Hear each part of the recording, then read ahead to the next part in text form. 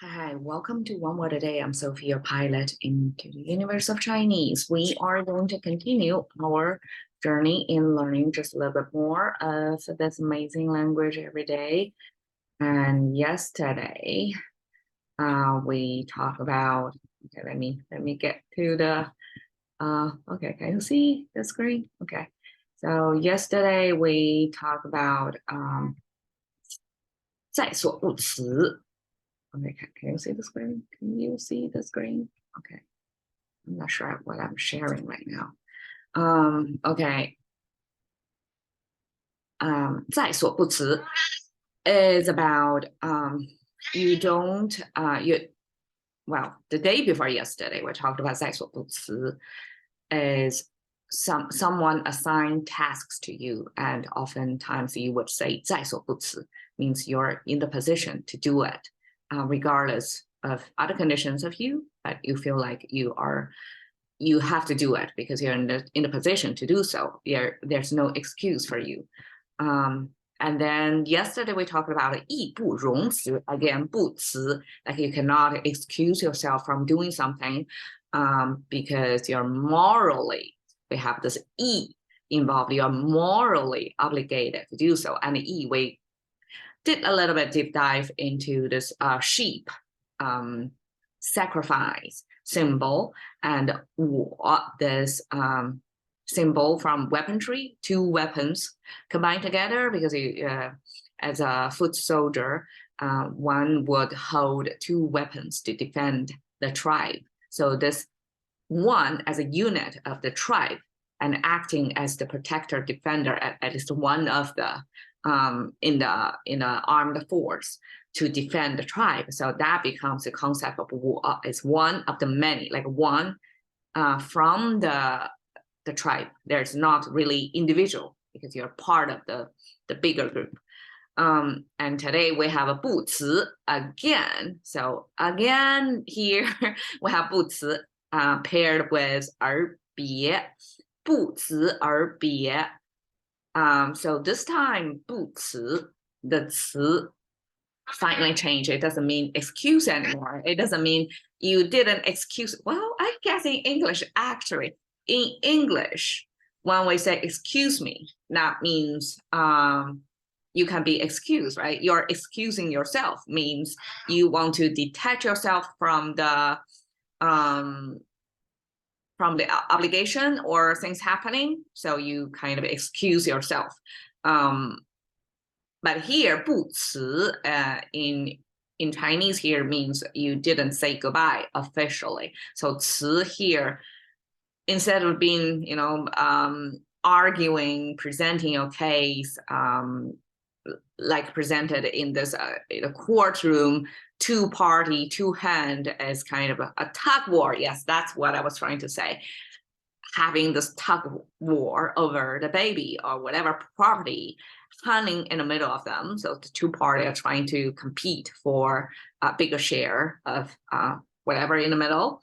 So instead of this courtroom presentation of your best interest, right, extended into excuse yourself, like a grand argument for yourself, right?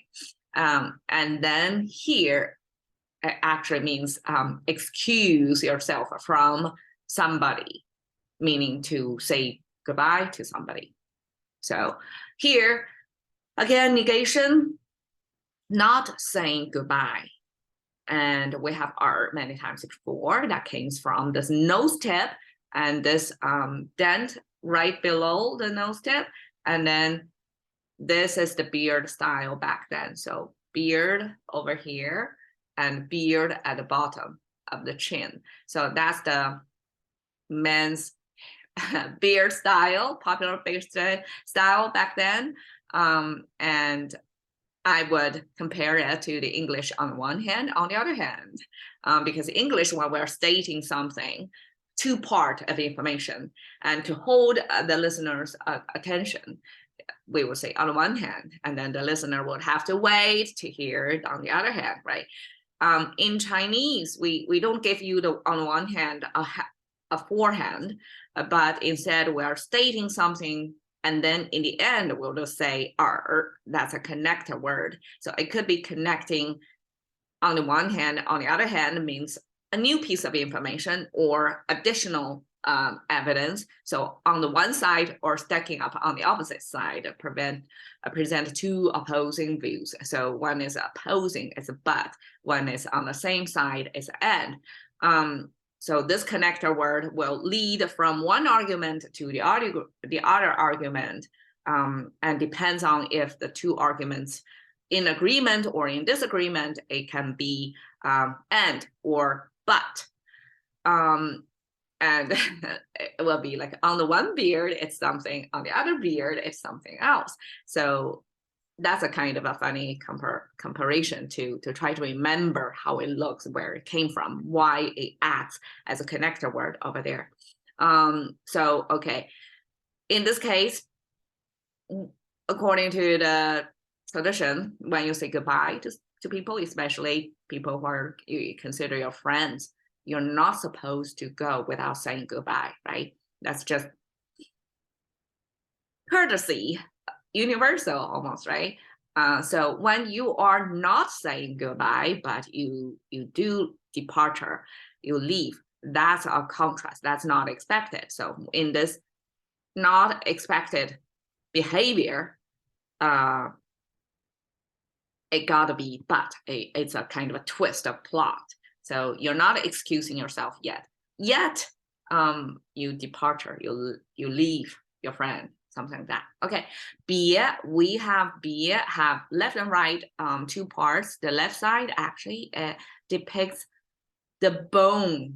So the left part, this is kind of a joint.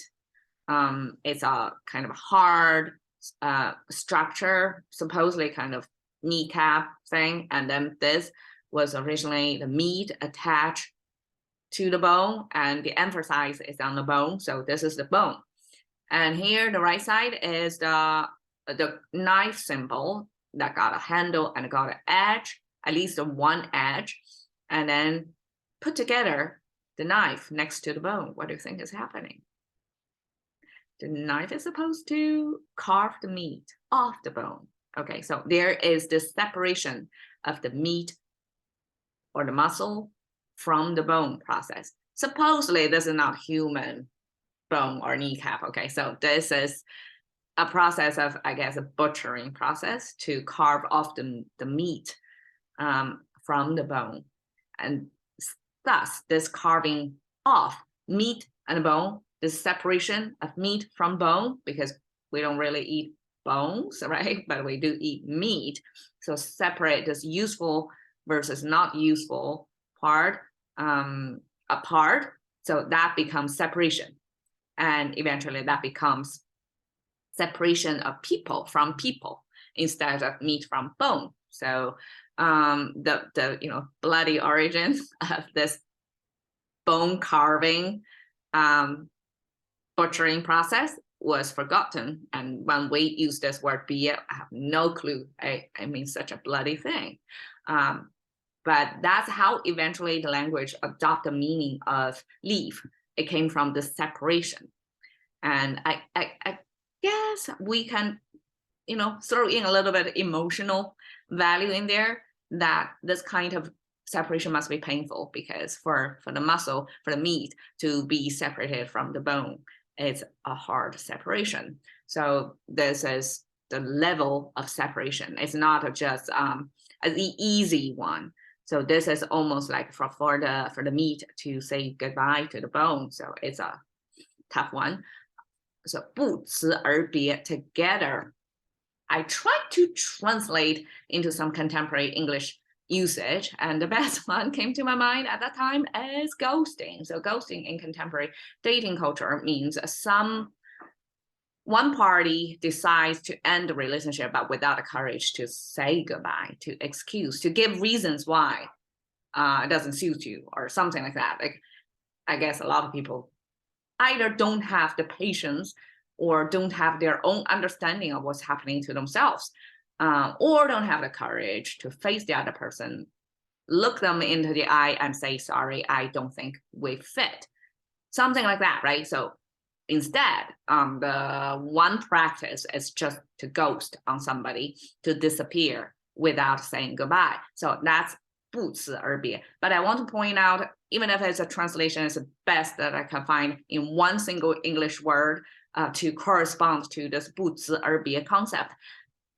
It does have a connotation difference because 不辞而别 ghosting is mostly, okay, it's a new relationship building and one party decide to end it. I mean, for interpersonal relationship, it's even less firmer than employment relationship, right? Like employee work at will, right? If it's an interpersonal relationship, it's even more like you spend the time at will with the other person, and any one end, one party decide to quit, they can quit at any moment without notice. There's no legal binding for any party to be obliged to spend time with the other person, right? So this ghosting in this contemporary practice, it's not even between two friends. It's just between two strangers who sort of set up a certain relationship, and in the development in a certain stage, undefined stage of the relationship, maybe the first, second, third date, something like that. They're still relatively new. There's no really deep involvement. You haven't got to see each other's lives much yet. And that's the quitting at that point. That's the ghosting. But here, 不辞而别 in Chinese, in a historical context, of course, in China back then, there's no such thing as dating free at will kind of dating. It's appointed marriage, right? First off, you don't get to see the girls. They are cooped up at home in domestic space. You don't get to see them in the public at all. And if you want to date, when it comes to age to date, and then it's your family's, like your older generation's responsibility to kind of tap into sometimes the service of this matchmaker. You know, it was a profession back then, for one of the few professions of a woman who kind of keep catalog of the girls' marriageable age and the bachelors in town, and then they are doing this best matchmaking thing. So at the time, there's no practice for ghosting. Here, 不辞而别 in the historical Chinese context and in contemporary meaning as well, most often between friends. It's not between strangers. The relationship already was established, like you already know each other's friends, things like that. So you pretty much not a stranger and already friends, and that make the separation even more painful. And therefore, some people choose not to say goodbye and then leave. Probably it's, well, I guess that's the human mechanism, self-defense human mechanism to avoid pain, to avoid a painful farewell. So some people choose not to say goodbye officially before you go on like a long distance, long time travel away from your original circle of friends. So that's the context. It's between friends. It's different from the contemporary ghosting, but that, like on a surface level, behavior level, this not saying goodbye and leave is shared. So I just want to point out that. Okay, catching to the currency of thinking by one word a day with Sophie. See you another day.